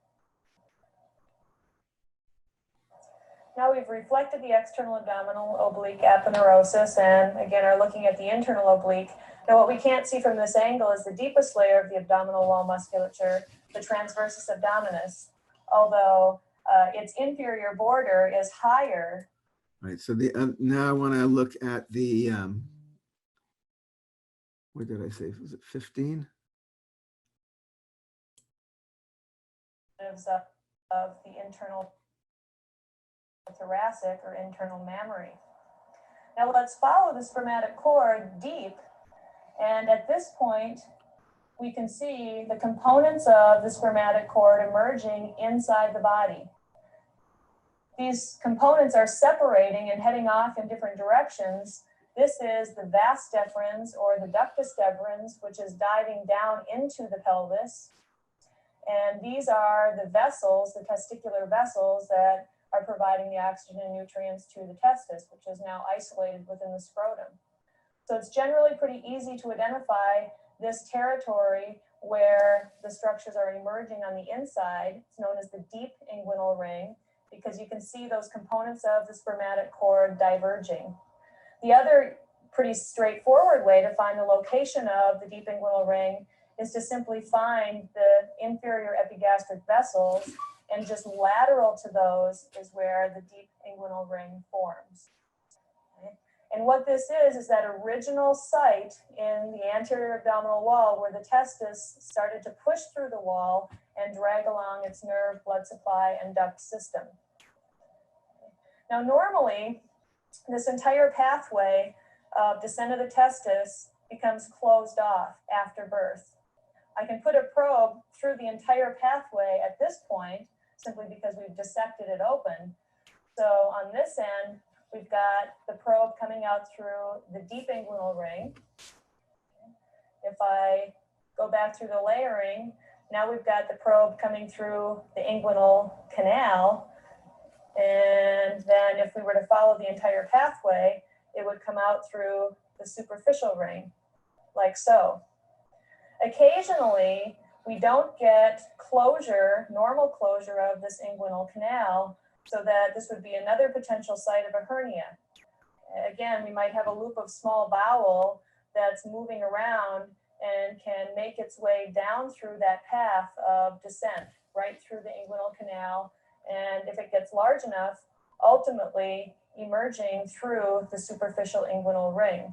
This would be called an indirect inguinal hernia because it's traveling obliquely through the anterior abdominal wall. We've moved the camera to yet another angle now, sitting at the head of the cadaver and looking down at the inguinal region so we can get yet another view of what's happening down here. And I've left the probe right in the inguinal canal. So this would simulate the pathway of an indirect inguinal hernia that would originate here at the deep inguinal ring, which is just lateral to the inferior epigastric vessels. It would pass through the inguinal canal, right through the layers of the body wall, as you see here, and then emerge, if it got large enough, at the superficial inguinal ring. So keep that pathway in mind as the indirect inguinal hernia, because we want to compare that to the pathway of the direct inguinal hernia. Right, so we don't need to worry about that. But just to give you a sense of, that's the little inguinal canal. That's the tunnel that the testes use to initially get down into the scrotum from being in the pelvic cavity, dragging along all of their vessels and associated structures. That's the path that the sperm take up through the vas deferens to get back up into the pelvic cavity to join up into the urethra. So that's cool. Let's see. Let's close this.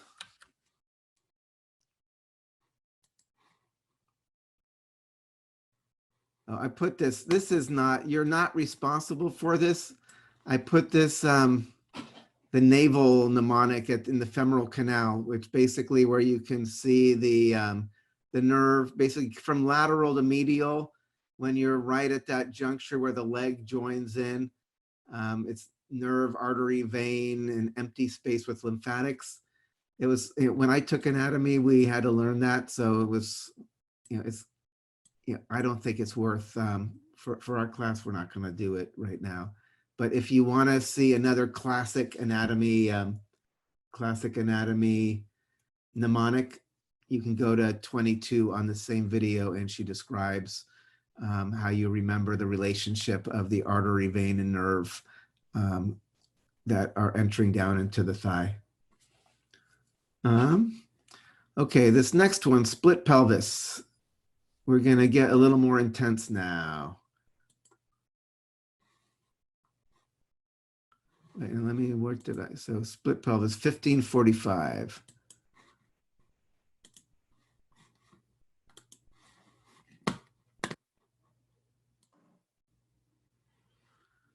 And he does women here as well, so we'll be able to look at the female next time. Cavity. For orientation, pubic symphysis is here.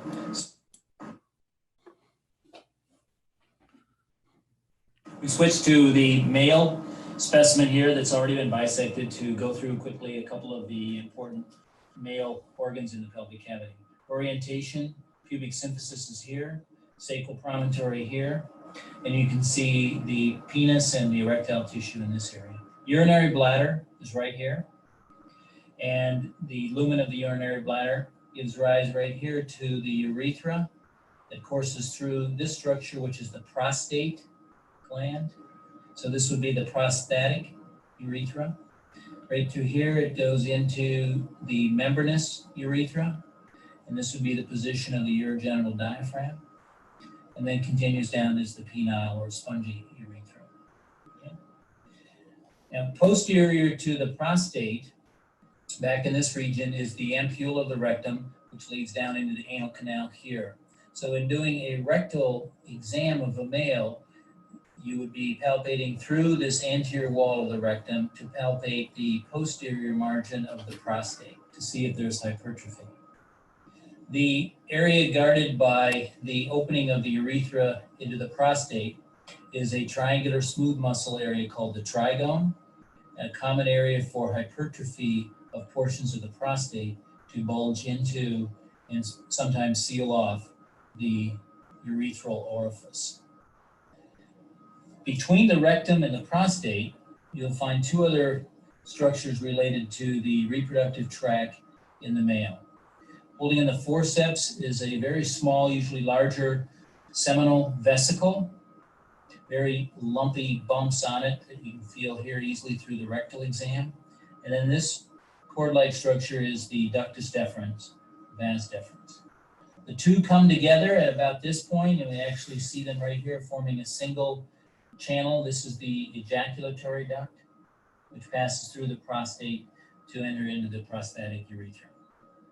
So those are the structures of the male pelvis. All right. Yeah, so I don't know if I mentioned it. The place where the vas deferens and seminal vesicles merge is the ejaculatory duct. That's just the name of that kind of convergence before they collectively enter into the urethra. All right, 215.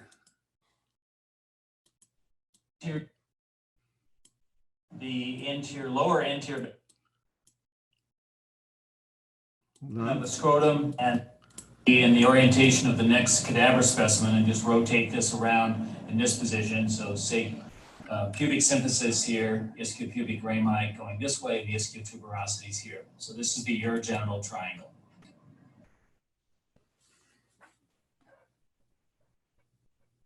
Here looking at the external genitalia in the male, penis in the midline, the lower anterior abdominal wall was cut away at about this point.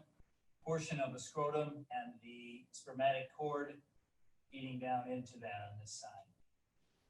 And on the distal end of the penis, the glands and the foreskin that you can see here.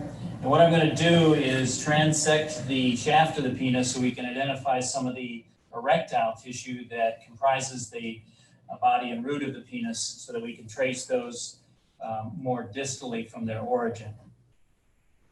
Having transected the penis in a cross-sectional profile, you can see the erectile tissue. Here's one cylindrical body, the corpus cavernosus on the right, corpus cavernosus on the left, and then down below in the midline, a single corpus spongiosum.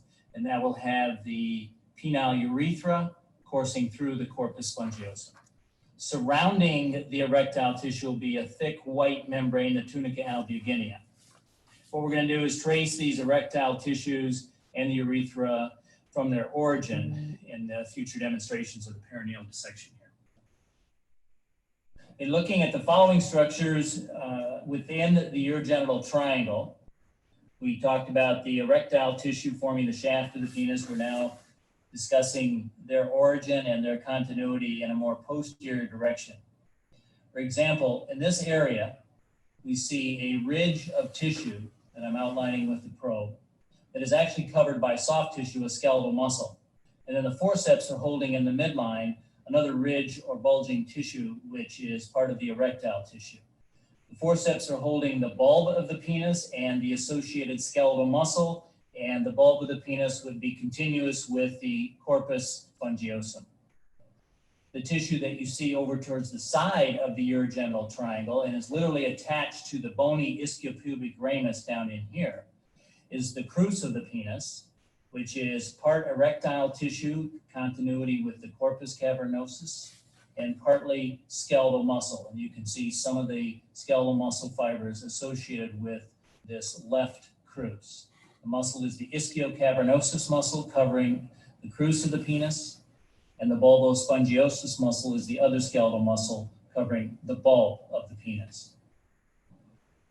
The area in between the two structures that I just pointed out, the bulb and the crus, is pointing back into a deeper dissection of the urogenital triangle, and I'm literally now touching the urogenital membrane that I will define and show you in a clear specimen in a minute. Okay. Oh, let's see. So that is, I think that is about it. Actually, let me go into the, I don't even know for sure what we're going to see in the Minnesota histology lab, but it's worth looking because usually they have good stuff. So I'm going to look in our Minnesota slide box for the male reproductive. And again, testes. Again, lots of little tubules. And as you go in, you'll start realizing like, oh yeah, tubules with lots of cells undergoing meiosis in the walls, and usually like cells with tails in the lumen. And while you're going around, you'll see cells that are not part of the tubule. You know, just in the soft tissue, those are probably interstitial cells making the testosterone. So you should definitely be able to, if you saw something like this under the microscope, nothing looks quite like this. This is definitely testes.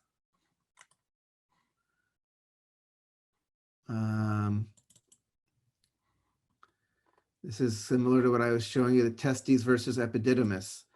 If you're in the testes, you've got this classic looking seminiferous tubules. Then connective tissue, dense connective tissue, that tunica albuginea, which is the thing that surrounds the testes. And then we're in this totally different zone where we have columnar, simple columnar epithelium with these stereocilia with kind of sperm held in these big tubes. So that, again, another example of testes versus epididymis. You are not responsible for like vas deferens or seminal vesicles or prostate gland or anything. Don't worry about that. This is showing the corpus cavernosa, the spongy tissue. You can see it's got lots of kind of places to engorge with blood. This is actually the urethra, which has been all kind of, what do you call it, wrinkled up. But if we zoom in more and more, it's like, sure looks like transitional epithelium there. So it's kind of cool. And I'm not, yeah, so let's see, let's go back.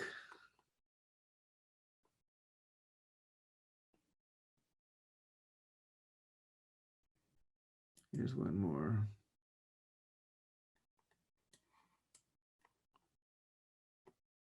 Yeah, it's the same thing.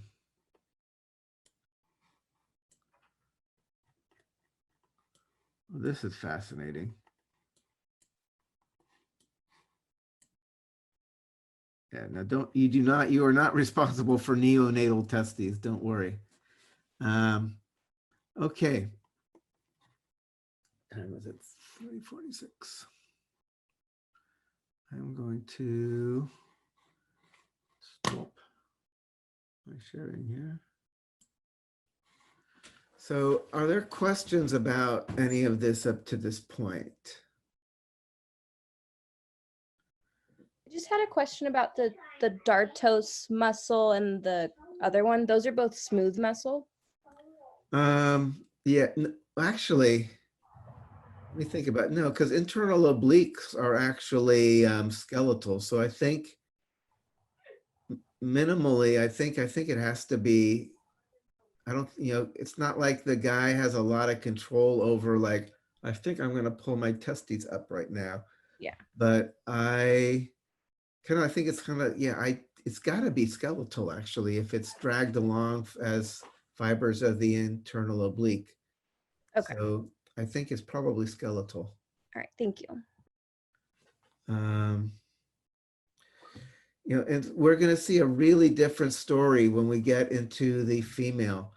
Like in the ovaries, the egg is never on its own. Like sperm are just like they made and they go, find their way in the world. Whereas the egg is always going to be held by a bunch of different cells that surround it. Also, the oogonia, they only exist in the fetal female. By the time a girl is born, all of her oocytes have committed into meiosis and they're already stalled out in my first steps of meiosis as primary oocytes. So there's going to be a lot of differences. And then obviously a lot of differences because we're not just going to talk about ovaries and getting them hooked up with the sperm, but there's going to be the whole other aspect of the uterus and providing a place for the fetus to develop and the different stages that goes through.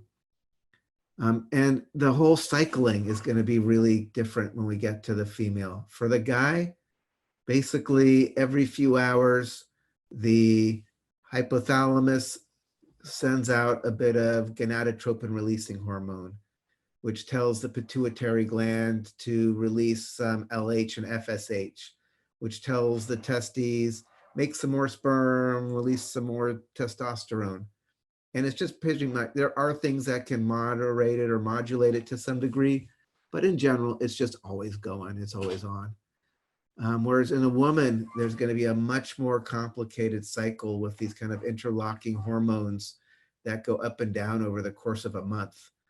With associated anatomical changes in the walls of the uterus and in the development of the follicles in the ovary.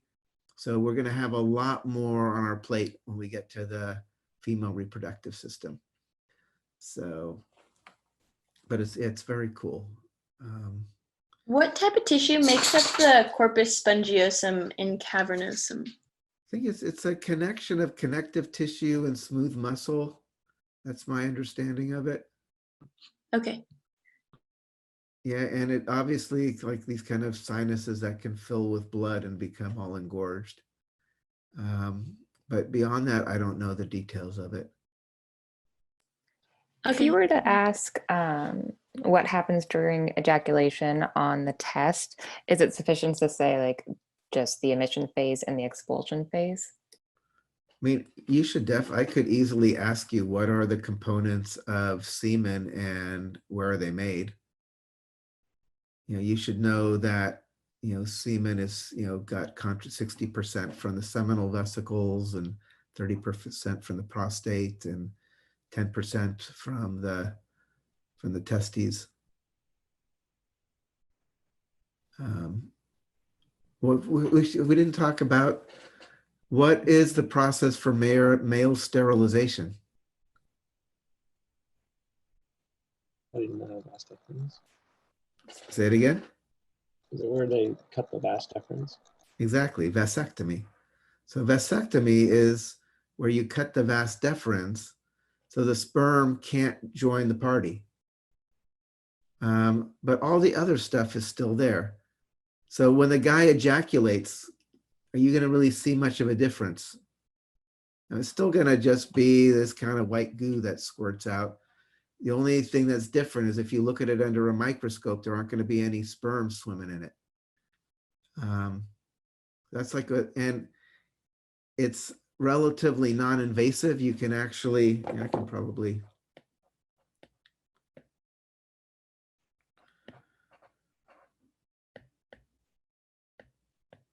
All right, here's the scrotum. Here's the testes and epididymis and vas deferens. You can actually just make a little slit and go in, and you can snip the vas deferens from the scrotum. You don't have to do any kind of like more complicated surgery. You can actually just do it as kind of this outpatient procedure. Every once in a while, the two ends do find their way back and reconnect. So that can happen.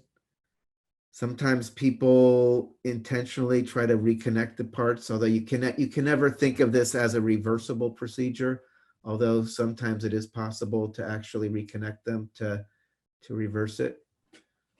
Now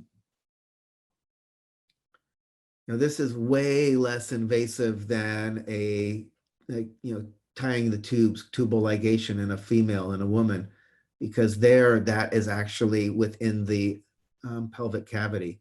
So you actually have to go into the body or into the body cavity to do that. But this, you can actually just kind of poke through the skin of the scrotum and you got it. We can talk about the root, orchid. It's always interesting. This is the root for testes. So when you see things that use this word, so for instance, it's one of the things that can happen, during development that can go wrong is cryptorchidism.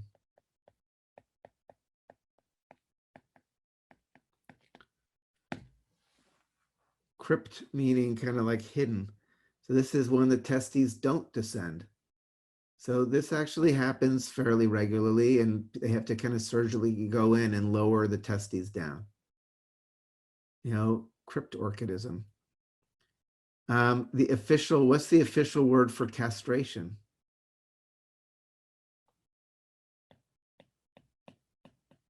Orchidectomy. Cutting of the orchids. So castration is actually, like officially is orchidectomy, which is kind of wild.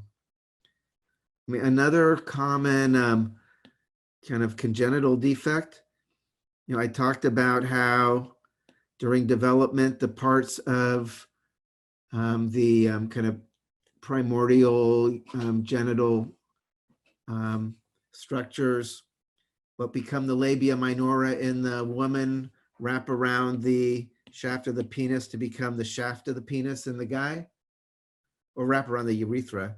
But sometimes there's an incomplete wrap, and you have a hole where the pee dribbles out on the bottom of the penis. It's called hypospadia. That's actually another relatively common thing that they just surgically fix really early on, so it's all working normal.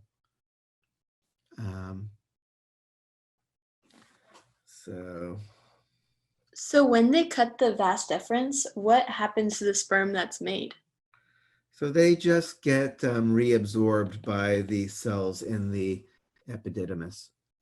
Yeah, no, that's right. 'Cause you might think like they're just gonna your testes are gonna explode, but if they've just been sitting around long enough, they get recycled. So they're just waiting with no place to go and eventually get recycled.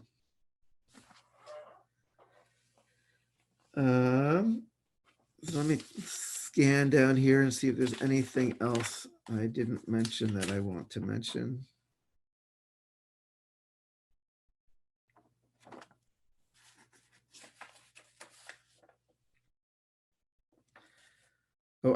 When I was talking about the Cowper's glands, I didn't give their other name. I should probably give you their other name.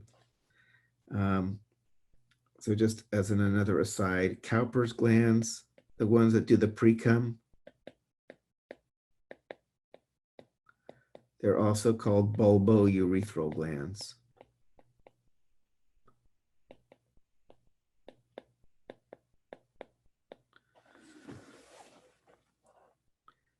And we're actually going to see the homologous structures in the female, the Bartholin glands that pour in right at the entrance to the vaginal canal. So pretty much all this stuff we're talking about is going to come back in a different form when we do the female reproductive system.